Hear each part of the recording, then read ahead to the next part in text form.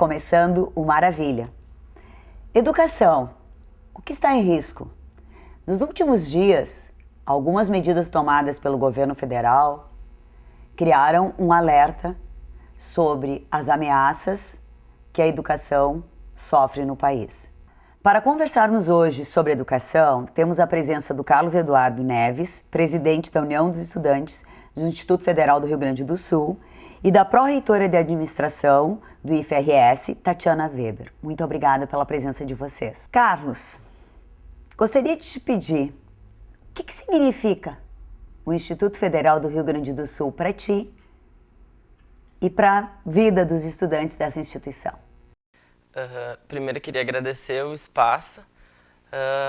O IFRS significa para mim, né, primeiro de tudo, a oportunidade de ter um diploma, né, numa instituição de qualidade, né, e também para os meus colegas, e aí eu expando também para toda a comunidade em geral, significa um potencial de desenvolvimento da nossa região, como também para o nosso país, né, no que se diz no avanço tecnológico também. O que tu fazes lá? Qual é o teu curso? Há quanto tempo tu estás estudando? Que função tu tens lá, além da vida acadêmica?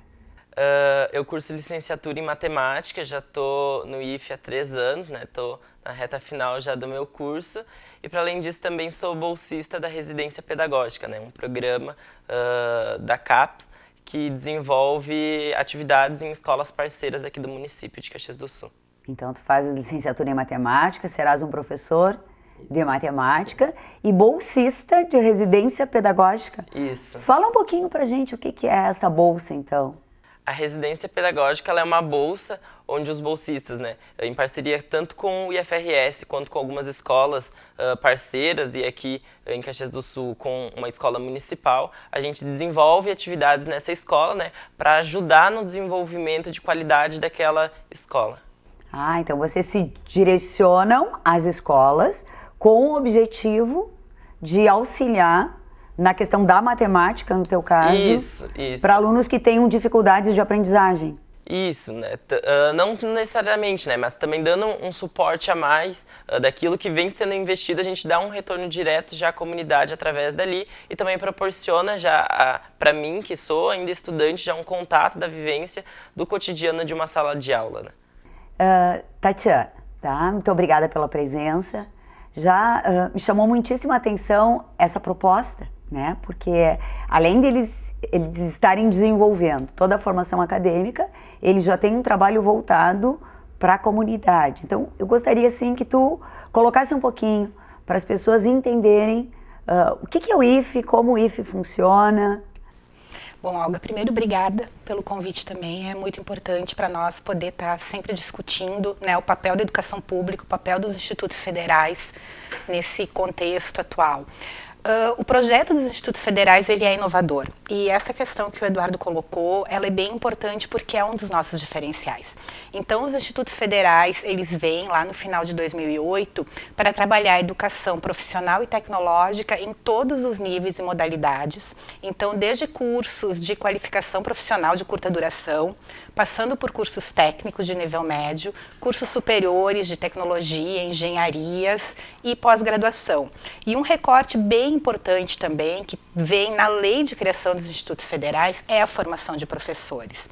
Então, essa é uma questão que outras instituições não têm. Nós trabalhamos com educação básica, e isso é muito importante frente a tudo que está sendo colocado hoje, e educação superior, com a obrigação de ter 50% das vagas para cursos técnicos e 20% das vagas para a formação de professores. Só que os institutos federais eles foram pensados não para trabalhar para dentro, eles foram pensados para atender demandas do território onde eles estão localizados, para atender demandas dos arranjos produtivos locais, dos arranjos sociais, dos arranjos culturais, de tudo que está naquela comunidade onde ele está inserido, para melhorar essa comunidade. E a questão da formação de professores, ela também é muito importante, porque é uma deficiência muito grande que a gente tem no Brasil. Então, o legislador que colocou lá que 20% das vagas são para formação de professores, ele estava pensando justamente nisso também que o Eduardo coloca. E não aquela formação só academicista. A gente quer formar professores que estão desde o curso em contato com a realidade das escolas do seu entorno. Então, isso também é um papel dos institutos federais, apoiar outras instituições públicas, ter os nossos estudantes lá dentro, desde o início dos cursos, isso nos diferencia. E também a questão que a gente sempre reforça do nosso médio integrado, o nosso curso técnico integrado ao ensino médio, que a gente realmente acredita que é a forma mais interessante para o jovem aprender, é a gente trabalhar o ensino médio contextualizado junto com uma formação técnica, naquilo que eu falei antes, atendendo arranjos locais, né, formando cidadãos, formando técnicos que não são só apertadores de botão, mas técnicos pensantes, técnicos que desde o ensino médio fazem pesquisa, fazem extensão, ganham prêmios. Né? O nosso ensino médio ele é de muita qualidade. Se a rede federal, se os institutos federais fossem um país, nós estaríamos entre os 5 melhores no PISA, que é a avaliação internacional da qualidade do ensino médio no mundo. Então, a gente faz bem aquilo que fazemos, que é o ensino médio, que é a formação de professores, que é a educação profissional e tecnológica.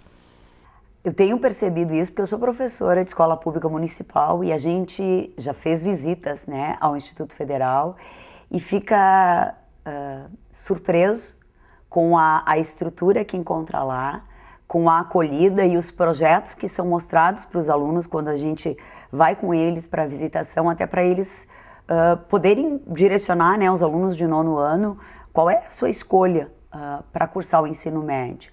E aí eu tenho muitos alunos que foram para lá, excelentes alunos inclusive, que são alunos hoje do Instituto Federal. E eu queria que tu colocasse um pouquinho, Eduardo, como é que é essa convivência de vocês lá? O que tu percebe que termina sendo diferente em termos de qualidade, que é isso que a Tatiana traz, que é propiciado para vocês como educação no Instituto Federal?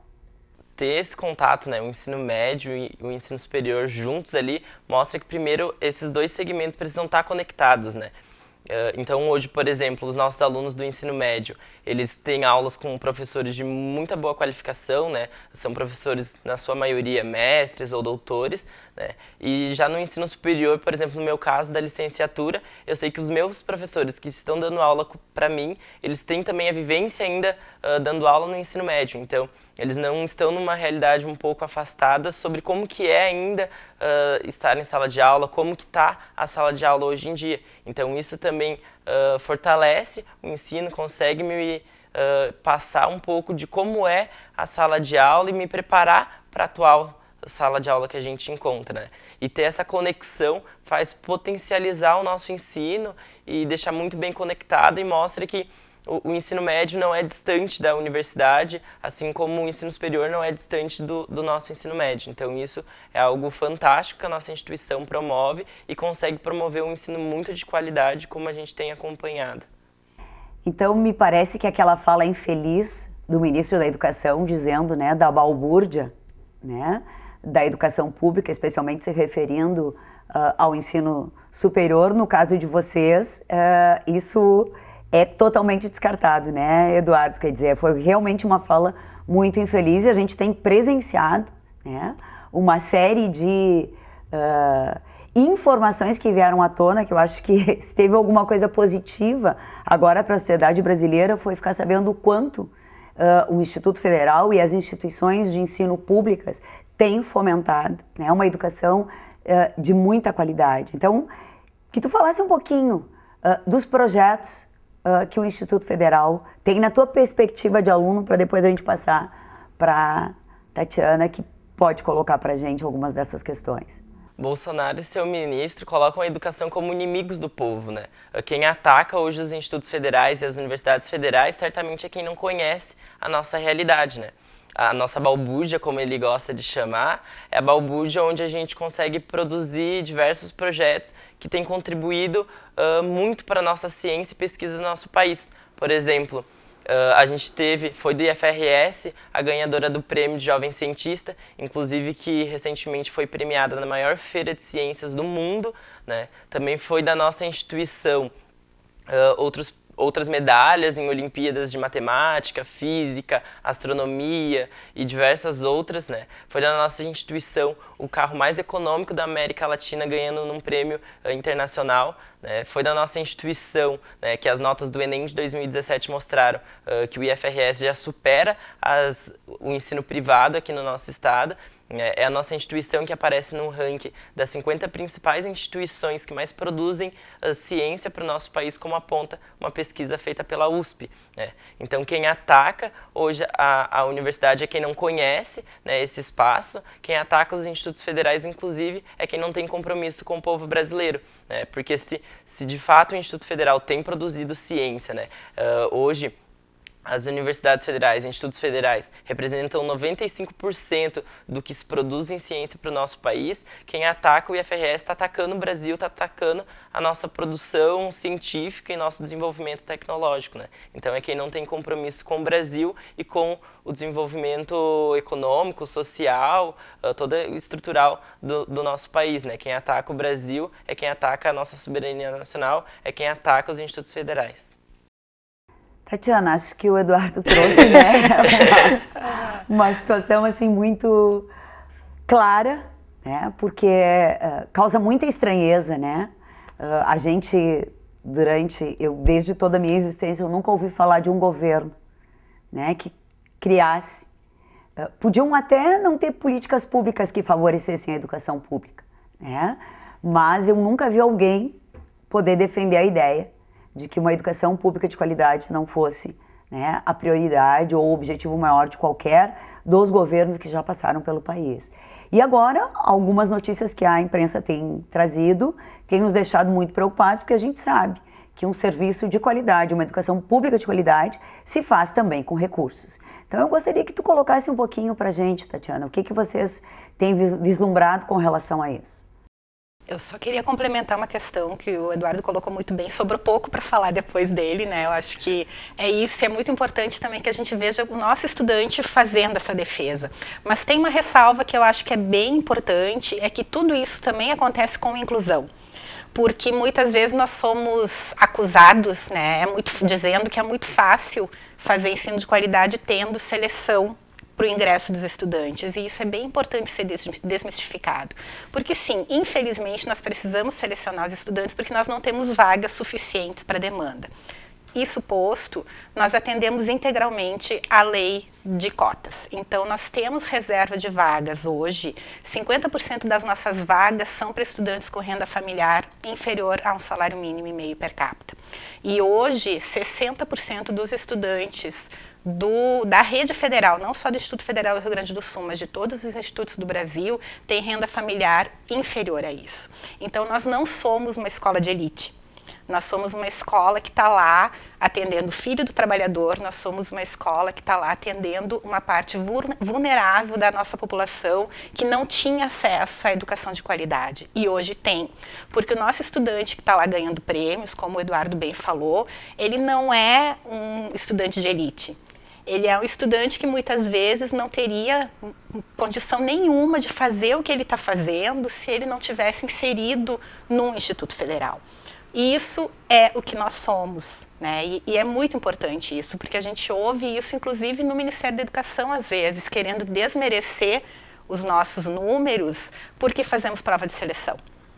Mas aí se desconsidera que mesmo com a prova de seleção nós estamos lá atendendo aquela população que não tem acesso à educação de qualidade.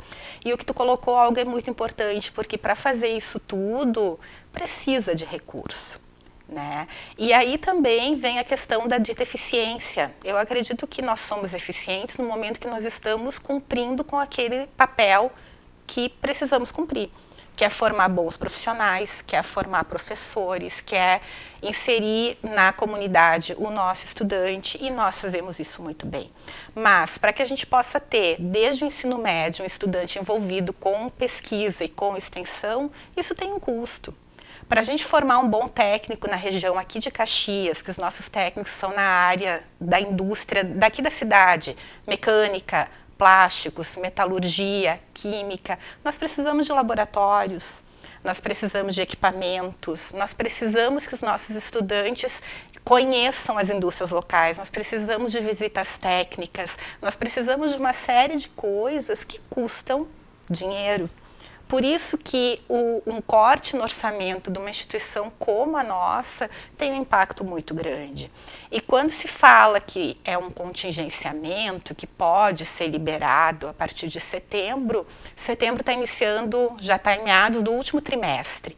Então, nós tivemos 2 trimestres que o nosso estudante teve visitas técnicas que ele não pôde fazer. Teve eventos de ensino, de pesquisa e extensão que ele não pôde participar. Teve o material de laboratório que foi necessário, que não pôde ser comprado. Então, não é tão simples assim aguardar até setembro para que o recurso seja liberado, porque o prejuízo está acontecendo diariamente. Mesmo que a nossa ação imediata tenha sido preservar tudo aquilo que nos faz diferentes, né? Então, nesse cenário de corte, no IFRS, nós definimos que nós vamos preservar as bolsas de ensino, as bolsas de pesquisa, as bolsas de extensão dos estudantes, que nós vamos preservar naquilo que for possível a visita técnica, que nós vamos preservar a merenda do estudante, porque sim, nessa condição que eu falei agora há pouco, que nós temos o estudante numa situação mais vulnerável, ele precisa da merenda. Nós não temos como deixar isso para setembro. Não é assim que as coisas funcionam. Até porque depois, vindo setembro, essa visita técnica que deveria ter sido feita em abril não foi feita e não adianta fazer ela em setembro. E outra coisa que é importante também, como uma instituição pública federal, o nosso ano, né, o nosso ano de movimentação financeira, de pagamentos, de empenhos, de contratos, ele encerra no início de novembro. Então, o que não foi feito até outubro não é mais feito. E isso é muito importante, porque o que deixou de ser feito agora não se tem como recuperar depois. Sim, porque em educação existe um planejamento de atividades, né? Então, vocês também não poderão estar planejando atividades se vocês não tiverem a certeza que vão poder, com os recursos, honrar essas atividades, né? Exatamente. Eduardo, como é que tu tem sentido a disposição, o clima, o interesse desses alunos de entender a gravidade do momento e, ao mesmo tempo, que se a comunidade tem uma importância muito significativa na defesa do Instituto Federal e de toda a educação pública, porque me chamava muita atenção quando a Tatiana colocava que é isso que as pessoas precisam se dar conta, né? Onde é que a grande maioria, eu não tenho aqui bem os números, mas mais de 80% dos estudantes brasileiros estudam em escolas públicas, instituições públicas. Então, há uma demanda muito grande de educação pública e isso que é uma educação pública de qualidade. Como é que os estudantes têm sentido isso e como é que eles têm se dado conta de que eles têm um papel fundamental na defesa dos institutos federais, na cobrança dos governos, porque os governos são passageiros, mas as políticas que eles implementam podem significar avanços ou retrocessos muito significativos em algo que é fundamental para vocês, para a sociedade e para a comunidade, que é garantir o direito que a Constituição assegura à educação. Como é que tu tem percebido essa movimentação dentro do Instituto Federal? Por óbvio, os estudantes entendem a importância hoje da nossa instituição, né? Isso é sempre promovido em debates. Os estudantes têm uma grande liberdade na nossa instituição, que promove muito o debate crítico, né? Que não forma só massa de mão de obra, mas também forma cidadãos críticos para ocupar o nosso país, né? Então a gente já faz uma grande discussão sobre isso e todo mundo entende a importância do nosso espaço, né? Quando a gente faz essas discussões, diferentemente do que o governo tenta sempre empurrar para a gente, que bandos de doutrinados, não. Né? Não existe educação onde a gente não possa discutir diversos pontos políticos, por exemplo. Né? Então, dentro da nossa instituição, a gente tem uma pluralidade enorme. Né? Existem pessoas tanto que apoiam pessoas X, quanto pessoas Y, que são opostas, mas que, quando se diz sobre educação, todas são unânimes em dizer que é preciso, né? Isso no nosso país todo, a maioria dos brasileiros sabem disso, que se a gente busca um país melhor, isso só vai se dar através da educação. É por isso que os estudantes estão cientes disso e por isso que a gente tem ganhado o apoio da comunidade, de todo mundo, independente das suas opiniões políticas partidárias, né? Então, por exemplo, no dia 15 a gente conseguiu ir para as ruas de norte a sul do país, né? Ocupamos a rua, mostramos toda a nossa mensagem, todo o nosso canto de esperança que a gente tem para o país.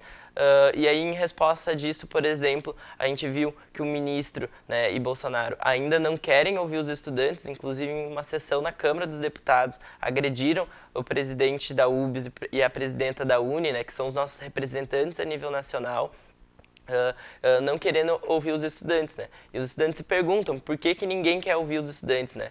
Qual o medo do ministro em ouvir a palavra dos estudantes, né? Então, por isso a gente continua ocupando as ruas. No dia 30, a gente também, de norte a sul do país, ocupamos a rua. E agora a gente está rumo ao dia 14, né? Construindo a grande greve geral para não só defender a previdência pública, mas como também defender a bandeira da educação, que para a gente é a saída do país para um país mais amplo, um país mais desenvolvido.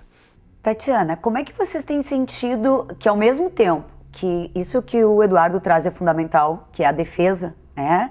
É levar para a comunidade, abraçar também essa defesa, que é uma educação pública de qualidade, que se faz com recursos, com políticas públicas, e que é preciso que as pessoas entendam, na verdade, isso, que no momento em que a gente tira recursos, e tira recursos de instituições que qualificam todo o processo educacional brasileiro e que permitem o acesso de quem não teria acesso à educação de outra forma, é preciso também entender que a vida se faz de luta, né, para evitar retrocessos, e que também a gente não pode entrar em pânico, porque, né, os institutos estão aí, eles são uma conquista da cidadania brasileira, eles são uma conquista do estudante brasileiro. Eu acho que no meio de todo esse contexto, se tem alguma coisa que a gente pode dizer de positivo, foi justamente a comunidade começa a saber o que são os institutos federais na qualidade de ensino que produzem, nas premiações que agora vieram à tona, porque parece assim, a gente nunca fica sabendo, né? As coisas ruins, as notícias ruins, elas vêm à tona logo. Agora, aquilo que existe de bom e que é produzido, a gente até então, mesmo no meu caso, que sou da área da educação, a gente pouco sabe, né? E agora, esse monte de premiações que vocês têm de projetos, de trabalhos desenvolvidos, que são trabalhos na área da educação, vieram à tona. Como é que tu pode deixar assim, vamos dizer, ao mesmo tempo, tranquilo a comunidade no sentido do trabalho do Instituto, né? E ao mesmo tempo, essa tranquilidade se dá porque o Instituto está aí, ele vai continuar, ele precisa continuar, as pessoas precisam abraçar esta causa para justamente, né, evitar que essas medidas prosperem ou que a gente não consiga reverter como sociedade algumas coisas que estão em jogo, Tatiana. Bom, a primeira coisa é bem na linha do que tu falou, os institutos estão aí. Hoje nós temos 1 milhão de estudantes no Brasil. São mais de 650 campi em mais de 600 cidades. Então, é uma capilaridade muito grande. O movimento que teve no último dia 15 ou 14 agora? No último dia 15, ele teve o alcance que ele teve por causa dos institutos federais. Porque nós temos mais de 600 cidades no Brasil que têm um campus. Nenhum outro, é uma forma que o Poder Público Federal chega no maior número de cidades de forma direta, né? Porque entender que de repente essa educação pública de qualidade não existia de há 10 forma anos diversificada atrás, no país até então. Não existia. É um projeto, como eu falei no início, é um projeto inovador. Né, é levar a educação pública de qualidade para locais onde ela nunca esteve antes. E isso acontece aqui no Rio Grande do Sul, isso acontece em cidades grandes como Caxias, por exemplo, a segunda maior cidade do estado, não tinha uma instituição pública federal. Hoje tem, mas isso acontece no interior do Amazonas, isso acontece no interior do Pará, isso acontece nas regiões de fronteira. Então, acontece em cidades que não tinham antes esse tipo de instituição e hoje tem. E é esse nosso diferencial. São 1 milhão de estudantes em mais de 600 cidades brasileiras, fazendo a diferença. E são esses estudantes que estão nos defendendo. São esses estudantes que estão mostrando que nós fazemos um bom trabalho, são esses estudantes que estão dizendo que esse trabalho precisa continuar. E esse trabalho vai continuar, porque hoje é uma rede grande. A nossa preocupação é que o tempo passe e a gente não consiga retomar aquela questão que eu estava falando antes, de fazer o que fazemos de melhor.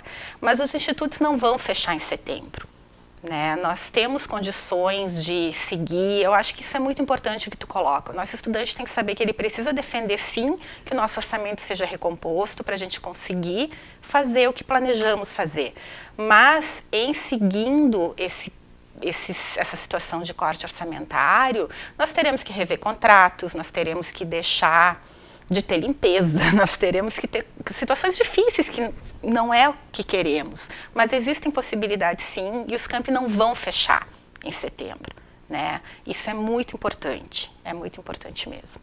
Mas é importante que a comunidade saiba, né, que não existe uma crise na educação, pode existir um projeto de destruição de um modelo de educação, porque a gente vivencia isso muito, a crise da educação pública estadual, né? E nós já tivemos uma excelente escola pública estadual e hoje, né, a gente acompanha muitas escolas públicas caindo aos pedaços, inclusive não sendo uma opção das pessoas em função disso. Então talvez esteja aí o fato de que a gente precisa ficar atento. O trabalho é bem desenvolvido, mas para isso existem recursos que são necessários e quem pode pressionar os governos é a comunidade e a sociedade. Eduardo, para finalizar o nosso programa, o que tu dizes no sentido de chamar as pessoas que estão nos assistindo para a defesa de algo que é fundamental, que é uma educação pública de qualidade? Eu queria, então, para poder finalizar, deixar 2 recados, né? O primeiro é que todo mundo participe das mobilizações do dia 14. É preciso que toda a comunidade esteja envolvida na defesa da educação, né? Defender o IFRS, é defender o nosso país. E o outro convite que eu também queria deixar é diretamente para o Bolsonaro e seu ministro, né? Que venham conhecer a nossa instituição, que eu tenho certeza que aqui vai encontrar um ensino de excelência e qualidade e que aqui a gente ensina eles também a contar chocolatinhos, como eles adoram fazer.